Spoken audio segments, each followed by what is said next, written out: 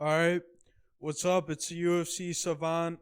UFC 298 Alexander Volkanovski versus Elliot Topuria is taking place this weekend, and I am ecstatic for this featherweight title fight, as well as the entire main card and even the prelims. You could make an argument with the shit the UFC's been pouring out to us that we have not had a card this good since UFC 291 back in July of last year. The entire main card is full of fights, important fights for high profile fighters, number one contender fights, fights that'll launch people into potential number one contender fights, and a lot of questions are going to be answered on this card. Of course, the main event, heavily contested. You see it on the money lines, how Vegas has it right now. I think Volkanovski opened as almost a minus 200 favorite, and now the line is almost a pick 'em, which is insane. I've seen so many people split on how they're picking this fight, what the reasons are they're going with. Of course, Volkan in his last fight back in October, only 4 months ago, lost for the first time in his UFC career by knockout. But there were a lot of circumstances going into that fight that weren't in his favor, which I'm going to break down later. And then a lot of questions with the up-and-comer Ilya Topuria, an undefeated prospect who still has a lot of question marks, I think, around his game, going up against a guy who's looked as good as he has at featherweight in Alex Volkanovski. So I cannot wait to break down this entire card. Let's get into it. All right, starting off on the card, we have Andrea Lee versus Miranda Maverick. Andrea Lee, the much older fighter, coming off a 3-fight loss streak, going up against Miranda Maverick, who's looked pretty good in her most recent fights, other than one against Jasmine Jasudavicius, who's looked great recently in her UFC career. But Andrea Lee, close split decision loss against Macy Barber, but Barber did outdamage her, even though it was a controversial decision amongst fans. And then she got completely outclassed in her last fight against Natalia Silva. Just dominated on the feet, 30-27. And she is very durable, Andrea Lee is, in her career. But Miranda Maverick, the younger fighter, she looked great in her last fight against Priscilla Cachoeira. 9 minutes of control time off only 3 takedowns. She had great entries going in, and I just don't like this one for Lee. I really think she has 1 foot out the door. I think Miranda Maverick is going to be able to eventually wrap her up, bring her to the ground, and submit her in the second round.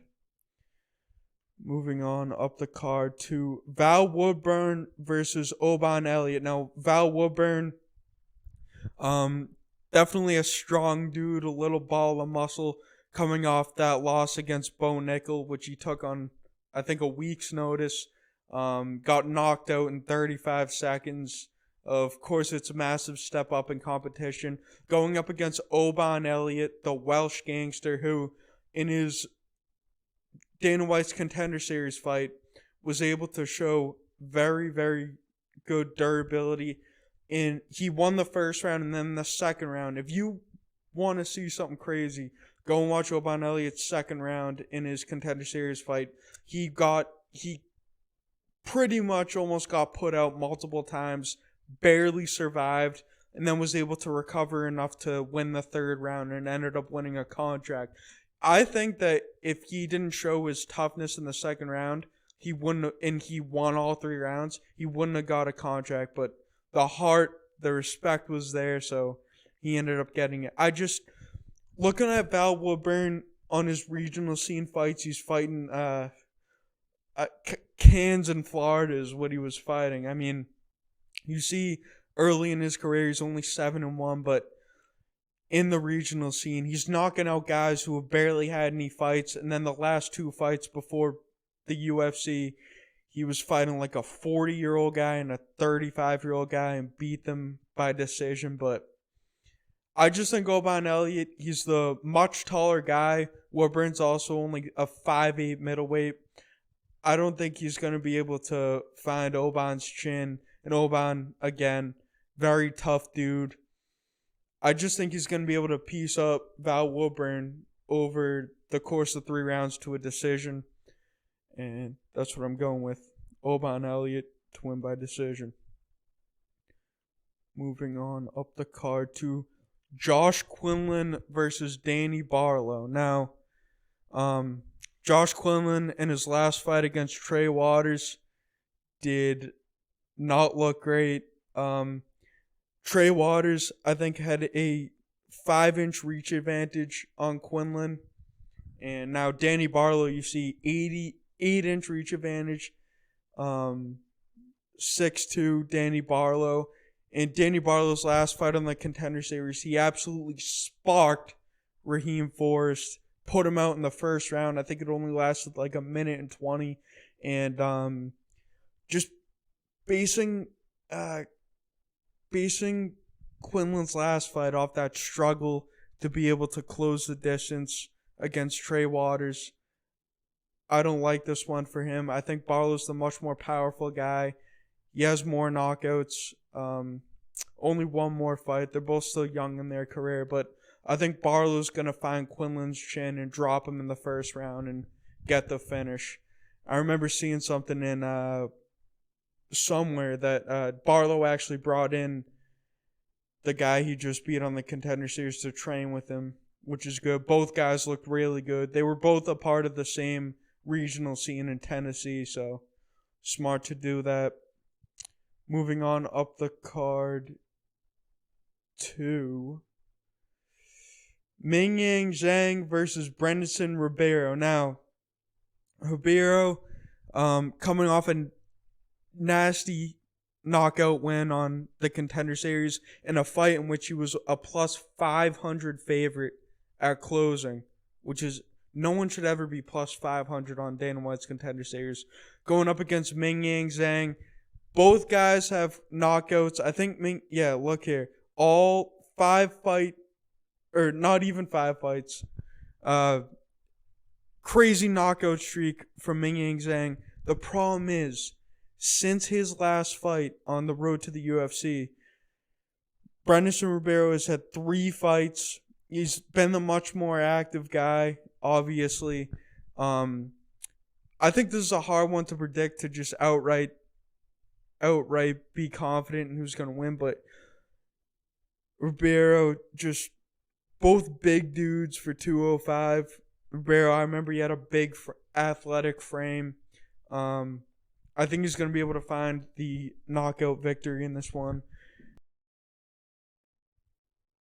Alright, my bad on the cut there. The audio went out, but Rinya Nakamura versus Carlos Vera. I'm going with Rinya Nakamura to get this one done.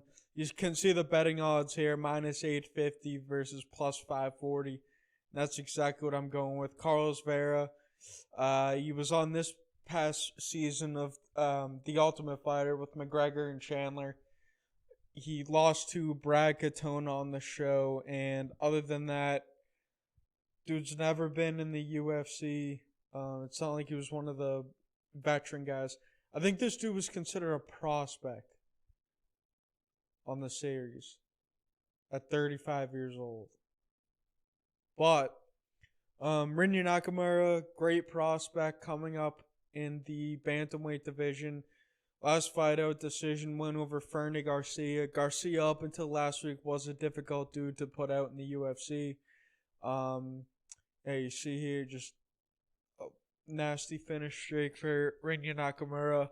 So I think this one's going to stay on the feet. I did want to go with Nakamura to win this one by submission, because I do know Vera, 2 of his 3 losses in his career are by submission. That was early on, so I think Vera will barely be able to keep it on the feet and just eventually get put out. Nakamura is the much younger, quicker guy, so that's what I'm going with. Moving on up the card to Marcos Rogerio de Lima versus Justin Tafa. Now, this is an interesting one. I see a lot of people split on this one too. You have Marcos Rogerio de Lima coming in on that brutal knockout loss to Derek Lewis, and Justin Tafa. His last 3 wins have all come by nasty knockout in the first round. Now you can make the argument. I mean, beat a guy with an athletic frame in Austin Lane his last fight out, then beat Henry Hunsucker and Parker Porter. Not the best looking physical guys at heavyweight, but Tafa does have nasty hands. And just watching Marcos Rogerio de Lima, he's one of those guys. In his last win against Waldo Cortez Acosta, he has the potential to grind people out to a decision, but I just don't like his power. He's one of those heavyweights where when you watch him, you're not expecting him to just have the capability of putting someone out cold. Where Tafa, I think you do, and that's part of why I'm picking this fight. If Rogerio de Lima wants to clinch Tafa and tire Tafa out and grind him out to a decision, he can do that, but with the finishing capability Tafa has shown so far in his UFC career, I think it's a really good pick to go with Tafa by round 1 knockout. And de Lima might be a little shaken up. I mean, Lewis really put him out bad, so we're going to have to see. That's one I am excited for, though. Moving on up the card to Amanda Lemos versus Mackenzie Dern. Now, this is a really tough one. Mackenzie Dern coming off that knockout loss a few months ago to Jessica Andrade, where for some reason she chose to stand and trade with Andrade, who hits like a man. And Amanda Lemos coming off the decision loss in which she got dominated against Zhang Weili in the title fight. So,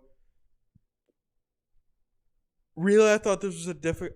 It's the stand up for Lemos versus the ground game for Mackenzie Dern, and I just think Dern has learned enough from her mistakes trying to stand with Jessica Andrade. Dern's a younger fighter by 6 years. I think that she's going to be able to control Lemos to a boring decision, not really be able to find the submission, but yeah, that's it. This is a tough one. I don't mind the Lemos inside the distance pick, but I just think Dern with the ground game in a WMMA fight, I'm going to have to go with Mackenzie Dern. Now, finally, moving on up the card to the main event. Anthony Hernandez versus Roman Kopylov. Now, this is a fight of two guys who are extremely proficient in the complete opposite spectrum of MMA. Roman Kopylov, nasty striker, and Anthony Hernandez, nasty ground game. Now, I really, really like the Roman Kopylov by knockout pick, but I just can't go with it. Anthony Hernandez, he has a submission win over Rodolfo Vieira, who Rodolfo Vieira last week submitted Armin Petrosyan in 1 round. That is a great feather to have in your cap for Hernandez. And on UFC stats, I was looking at it, he averages 6.79 takedowns per 15 minutes in his career. So he's fully capable of getting Kopylov down. I just think anytime the fight hits the mat, Kopylov's in massive danger.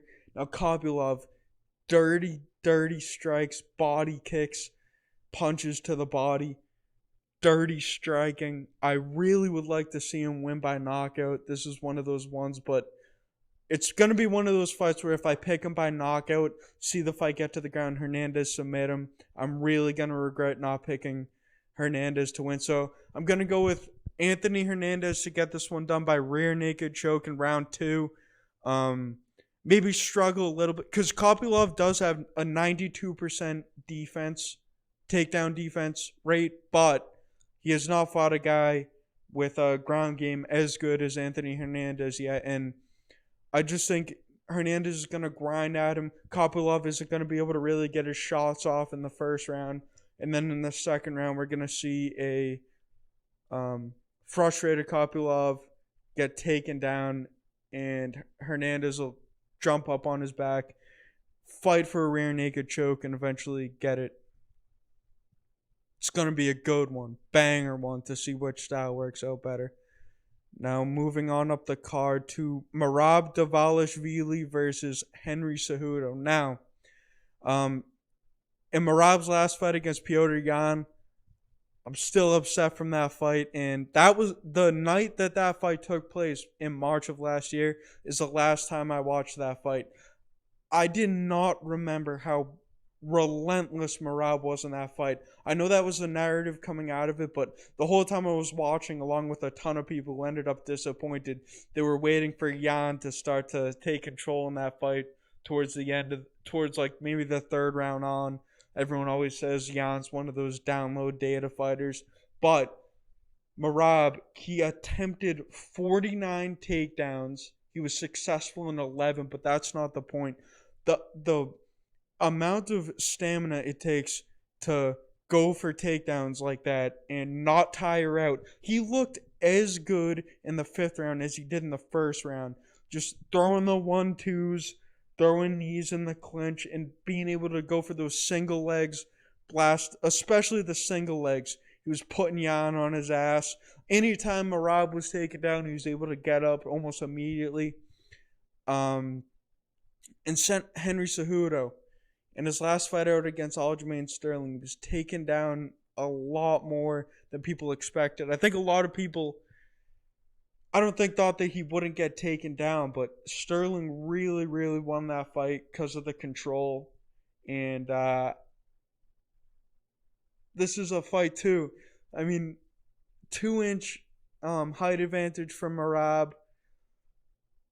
Like, he's a 5'4" bantamweight. I just don't see it. Has not been nearly as active. His second to last fight was almost 4 years ago. Cejudo's was just... I think Merab is going to be relentless off rip. One thing, I don't think it's going to be a dominant 30-27. I think it'll be a 29-28. Merab gets 2 rounds to 1. Cejudo will be good with the takedown defense in the 1st round, and eventually, just after the constant takedown attempts and clinches that Merab's going to put up, Cejudo's going to get tired, start to kind of break in the 2nd round, and then just get completely controlled like halfway through the 2nd round all the way up to the end of the 3rd round, end of the fight. So I'm going Merab Dvalishvili to break Cejudo and win this fight by decision. Excited for that one. And that's potentially a number 1 contenders fight. Moving on up the card to Jeff Neal versus Ian Garry. Now, this fight, I've been talking to friends. I've been going back and forth all week. Literally pretty much up until a few hours ago. I wanted to go with Neal by knockout. And look at my Tapology. I have Neal by knockout. I'm changing my pick. A lot of it I was basing it off of is how good Neal looked on the feet against Shavkat Rakhmonov. But Rakhmonov at some points was letting Neal get into that dirty boxing range. And that's when Neal was having success. I don't think Ian Garry, 6'3" against Jeff Neal, is 5'11", is gonna let Neal get into that position. Gary's last fight out against Neil Magny, a 30-24 performance, dominant performance, kept him at range the entire fight. 30 leg kicks, absolutely brutalized Neil Magny's legs. The head kicks, the striking was there. I know a lot of people don't like Garry because of the recent news, all the cuck stuff, all that stuff, but you can't deny that he is one of the best strikers in welterweight and even in the UFC right now, I think. And his shot selection, his second to last fight out against Song Kenan, when just the ability to have pinpoint accuracy and make every single shot matter, I think Ian Garry is so good at. Jeff Neal is a tough dude. I think he's only ever been knocked out by Kevin Holland. I don't even think that was in the UFC. Could be wrong on that, but this also was one of those fights. Hindsight's always 20/20, and every UFC fan knows that, especially when you're picking fights. I thought that I think that if I pick Jeff Neal and then I watch Ian Garry just completely piece him up to a decision, I'd massively regret it. It would be crazy for this is gonna be Gary's hardest test, 100%. But yeah, we're gonna have to see. I am so excited for this fucking main card. It's so good. But Ian Garry, also the younger guy by 7 years, so we're gonna have to see. I'm gonna go Ian Garry, 29-28 decision. I do think Neal will be able to find his chin in either the first or second round and maybe put Garry down, but Garry will be able to recover and just go to work. Get up and go to work. Moving on up the card to Robert Whittaker versus Paulo Costa. I think another fight in which people have questions. Robert Whittaker in his last fight out against Dricus du Plessis got just got pounded out. In the first round, it was close up until Dricus was landing a couple shots and then got that head and arm takedown and then just was pounding Whittaker.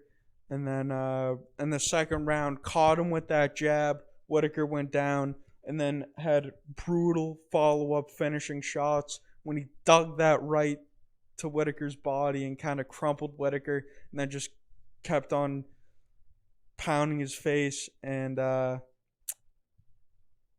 Whittaker, there has been a narrative, and it is true, because even in that close decision loss to Adesanya, Whittaker's chin has always been a little bit suspect. And building off on that, though, he's going up against Paulo Costa. Last fight out, decision win over an old man Luke Rockhold. But Costa's power, I think, is so overrated. I mean, the dude has not finished someone since Johnny Hendricks and Uriah Hall, like 4 or 5 years ago at this point. And I don't think that he has the speed to be able to catch Whittaker clean. I mean, if this fight goes to decision, there is a 0% chance Whittaker is losing. And I think Whittaker's going to be much more faster on the feet. He's going to have the speed and the cardio advantage. Again, Costa in his last fight out, I know it was at Elevation in Salt Lake City, but he couldn't get old man Luke Rockhold out, who was bending over, grabbing his knees, tired as fuck. He was gassed. And Whittaker's last win against Marvin Vettori, he schooled him. Vettori had nothing for him.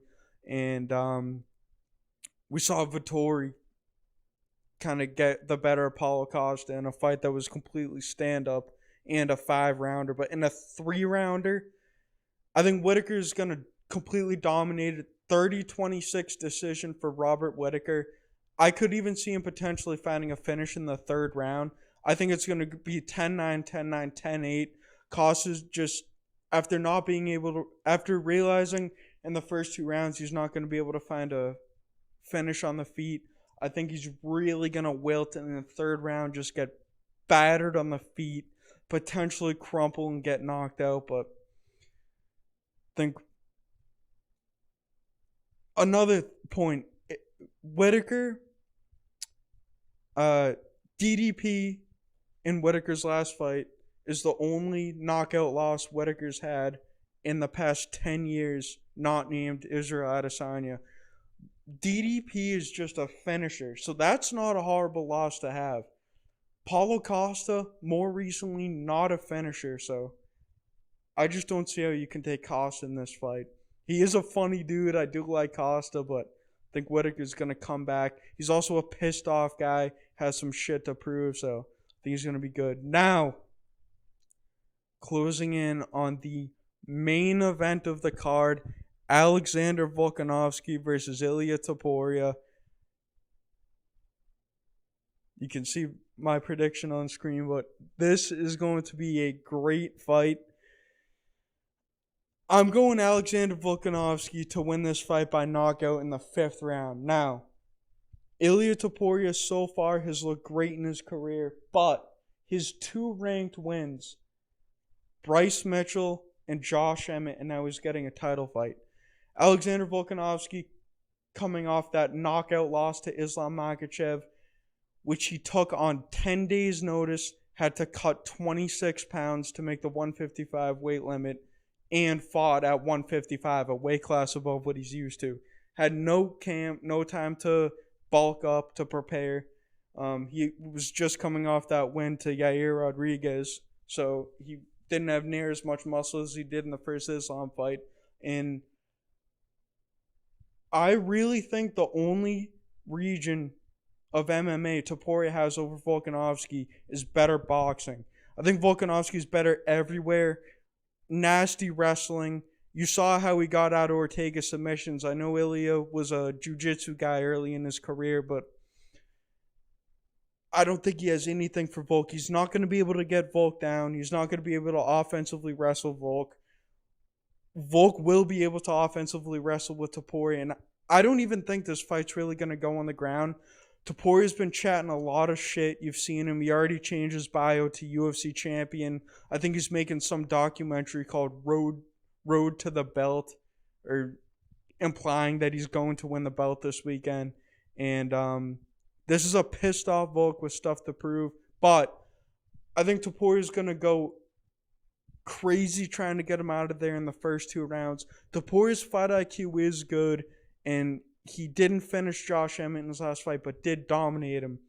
So maybe he won't go crazy, but every single time Topuria throws, especially with the left, his lead hand's his best hand, that hook and the uppercut. He throws with intent to put the guy out. Volk doesn't do that. He pieces people up to a decision. So I think Topuria's going to get frustrated that he can't get him out in the first 2 rounds. Volk's going to start to put it on him heavy in the 3rd round. In the 4th round, Volk's going to 10-8 him, batter him on the feet, take him down, kind of like how he scooped up Yair in that fight, beat him up on the ground. And then in the 5th round, Topuria's going to wilt, realize it's completely out of his hands, and Volkanovski is going to win that fight by TKO, proving so many doubters wrong. That's how I think it's going to go. Topuria, I really think, just has a puncher's chance in this fight, so we're going to have to see how it goes, but I can't fucking wait for this card. Just want it to be Saturday. Thank you, everyone, for watching. Forgot to say at the beginning of this video, I'm going to include timestamps in this video in case anyone gives a fuck enough to listen to what the UFC Savant has to say with my 20 subs. But like, subscribe, comment if you disagree, agree, any points, all that stuff. So thank you guys for watching.